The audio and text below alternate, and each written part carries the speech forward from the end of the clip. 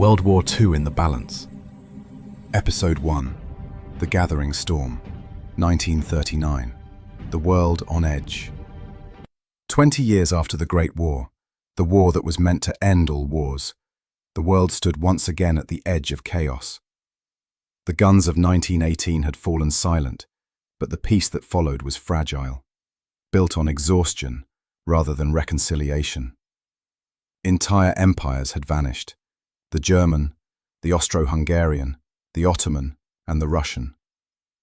In their place stood new nations, uncertain of their identity, struggling to survive. The victors of the Great War hoped the Treaty of Versailles would ensure lasting peace, but instead it sowed seeds of bitterness. In Germany, defeat had left a nation humiliated, stripped of its colonies, burdened with reparations it could not pay. Its people felt betrayed, by the world, by their leaders, by fate itself. The 1920s promised recovery, but the illusion was short-lived. The Great Depression struck like a tidal wave, toppling governments, emptying banks, and plunging millions into despair. In that darkness, anger became the currency of politics.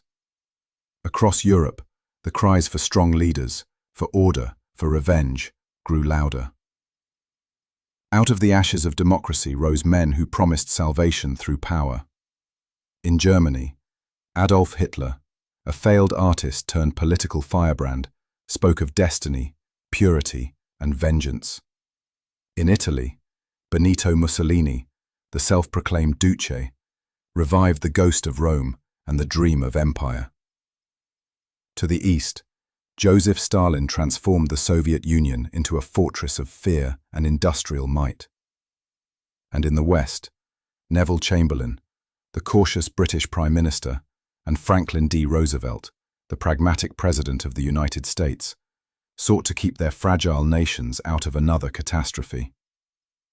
These were the architects of the world's fate in the 1930s, each driven by vision, ideology, or survival. And yet, between them lay a widening gulf of mistrust and misunderstanding. The League of Nations, the supposed guardian of peace, proved powerless to stop aggression.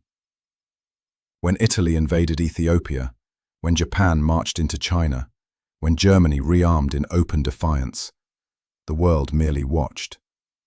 Words replaced action, appeasement replaced resolve. Beneath the surface, the old wounds of 1918 festered: nationalism, economic despair, and the hunger for empire. The balance of power was shifting, and few realized how close it was to collapse.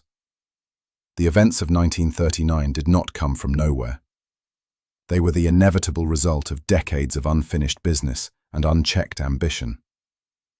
The world had tried to forget the lessons of the Great War, but history, as it often does, refused to stay buried.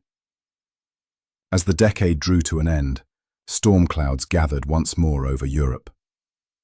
The peace that had been written on paper was about to be erased in blood. Watch out for the next episode: how the Treaty of Versailles planted the seeds for World War II.